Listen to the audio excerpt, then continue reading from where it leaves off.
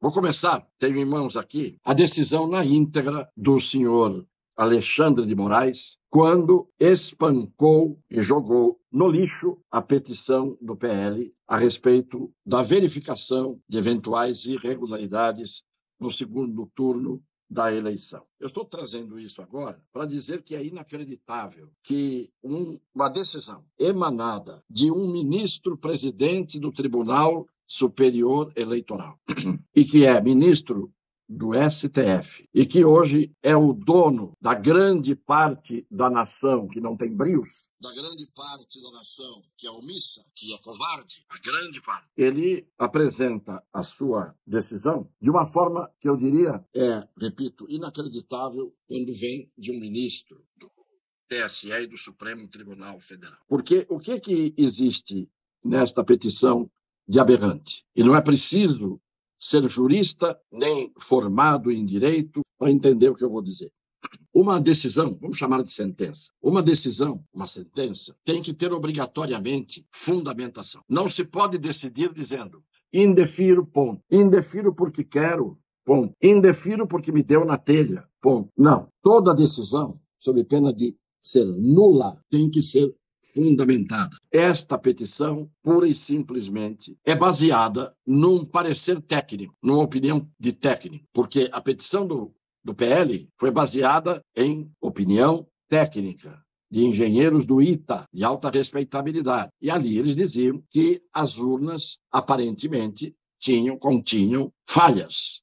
O ministro, pura e simplesmente, pega a petição e diz: vocês estão cuidando só do segundo turno, cuidem do primeiro, estendam ao primeiro turno, façam um aditamento, acrescentem sobre o primeiro turno. E o PL foi e disse: não, nós estamos querendo ver no segundo, se aparecer alguma coisa no segundo, que é mais simples, porque só são candidatos à presidência e alguns poucos candidatos no segundo turno ao governo dos estados. Então, se der problema aqui, nós estendemos para o primeiro turno, que é uma eleição muito mais global, completa, né, envolvendo, como eu já disse, senadores, deputados federais, estaduais, etc. Ele disse que essa posição da coligação, que o nome da parte era coligação, mas depois ficou sendo agora o PL.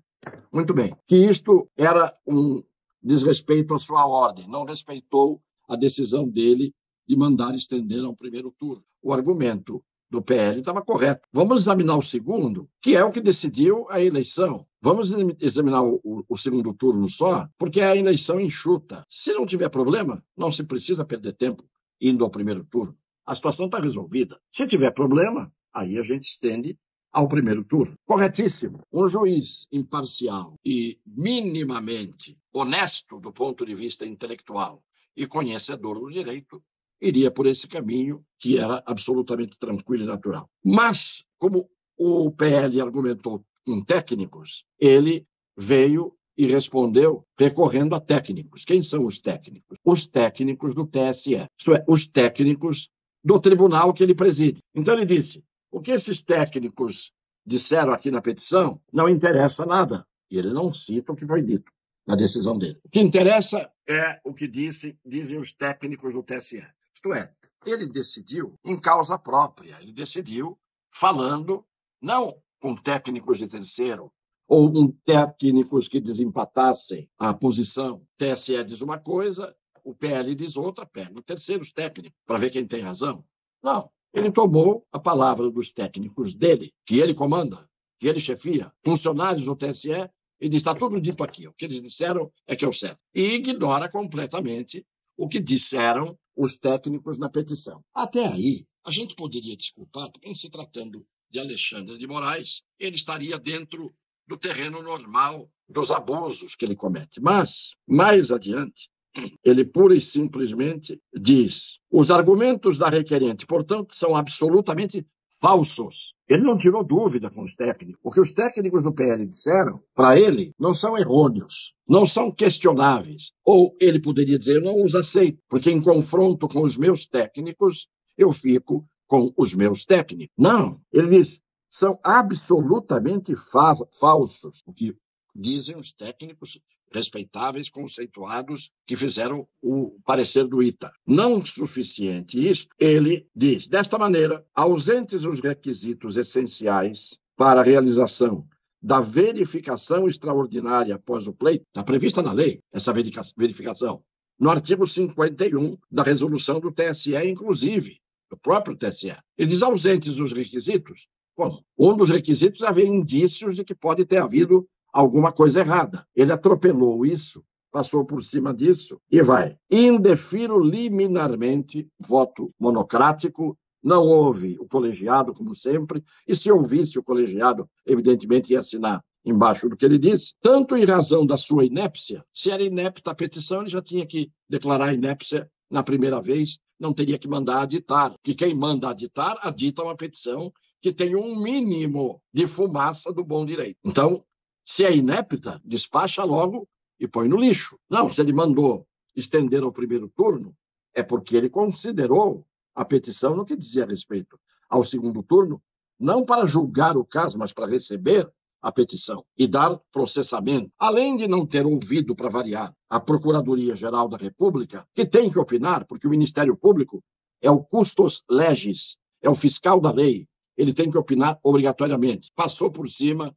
ignorou o Ministério Público. Aí diz, como pela ausência de quaisquer indícios e circunstâncias que justifiquem a instauração de uma verificação extraordinária, indeferiu. Agora, olha o que ele diz antes, que é uma coisa inacreditável na petição, olha o que diz. A Justiça Eleitoral, conforme tenho reiteradamente afirmado, continuará atuando com competência e transparência, honrando sua histórica vocação de concretizar a democracia e a autêntica coragem para lutar contra todas as formas que não acreditam no Estado democrático de direito. Quer dizer que você entrar com uma ação diante de um tribunal pedindo algo que é um direito seu, é manifestação contra o Estado democrático de direito. Só a ditadura pode achar isso. E como nós estamos numa ditadura, é fácil que um dos membros da ditadura tenha esse tipo de raciocínio exposto na sua explanação. E ele não para aí. O voto vira um comentário político. A democracia não é um caminho fácil, exato ou previsível, mas é o único caminho e o Poder Judiciário não tolerará manifestações criminosas e antidemocráticas atentatórias ao pleito eleitoral. O pleito eleitoral já acabou? Alguém reclamou diante da Justiça, do tribunal específico, ele acha isso que é um ato atentatório ao pleito eleitoral e a manifestação é criminosa e antidemocrática. Só que ele não diz por quê, que é a obrigação do juiz. O juiz tem que dizer atentatória ao pleito, por isso, por isso, por isso. É antidemocrática, por isso, por isso, por isso. É contra o Estado democrático de direito, por isso, por isso, por isso. Isso é dever de qualquer juiz que seja juiz. E o que eu estou falando, o Alexandre de Moraes deveria saber de cor e salteado. Mas ele não parou aí. A democracia é uma construção coletiva daqueles que acreditam na liberdade. Liberdade de quê? De censurar, de caçar as pessoas no seu direito de se manifestar, de manifestar o seu pensamento. Que liberdade? Liberdade de prender pessoas que têm imunidade parlamentar? A liberdade dele fazer esses atos, esses sim, inconstitucionais e ilegais, e não parou aí. Daqueles que acreditam na paz, que acreditam no desenvolvimento, na dignidade da pessoa humana, no pleno emprego, no fim da fome, na redução das desigualdades, na prevalência da educação e na garantia da saúde de todos os brasileiros e brasileiras. Mas isso é um palanque ou é um tribunal? Olha, eu fui 8 anos da Comissão de Constituição e Justiça e eu costumava ser ouvido e respeitado. Então, o que eu estou falando aqui, pela experiência de vida, pela experiência profissional, pela experiência que tenho, é algo que podem acreditar está correto. Isto não cabe numa decisão, porque depois de ele indeferir, ele entra nesse caminho de fazer esta pregação política, falar de fome, de democracia, de pleno emprego, e etc., de desigualdades. O que tem a ver uma coisa com a outra? O pedido é para saber, a eleição correu direito ou não correu direito? Se correu direito, quem ganhou é que vai fazer na prática o que fez no discurso de campanha. Falar da fome, falar da picanha, falar da cerveja, se for o lado que ganharia a ação, não é? Então, isto não é conversa para ministro do Supremo numa decisão. E, para terminar, ele vai e diz: assim, nos termos do artigo 81 caput do Código de Processo Civil, condena a autora por litigância de má-fé a uma multa de 22 milhões. Quando um juiz condena alguém por litigância de má-fé, porque reconhece que a parte está na lide, no processo, agindo de má-fé, dentro da ação que é interposta, uma das duas partes pode litigar de má-fé. Se ele acha que houve má-fé, ele tem que dizer: reconheço que houve má-fé por parte deste litigante. Consistente a má-fé nisso.